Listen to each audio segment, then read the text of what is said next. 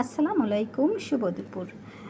আমি গতকাল যে কলা ফুলের ভিডিওটা আপনাদেরকে দিয়েছিলাম সেই কলা ফুলটা আজকে এভাবে রেসিপি করেছি। এটা কিভাবে করেছি, আগে কলা ফুলটা সুন্দর করে বেছে ভিতরে যে ছোট ছোট কলা হয় সেই ফুলটা ওটা সিদ্ধ করে তারপরে পাটায় বেটে ওটা মশলা দিয়েছি। মশলা মানে রসুন, পেঁয়াজ, কাঁচামরিচ, একটু তেজপাতা, দারচিনি, এলাচ দিয়ে তারপরে সুন্দর করে নেড়ে নেড়ে এভাবে আচারের মতন করেছি। আর লাস্টে একটু সরিষার তেল দিয়ে রসুন ছেঁচা দিয়ে তারপরে একটু কালো জিরা দিয়ে একটা শুকনো মরিচ দিয়ে বাগার দিয়েছি, উপরে একটু ধনেপাতা দিয়েছি।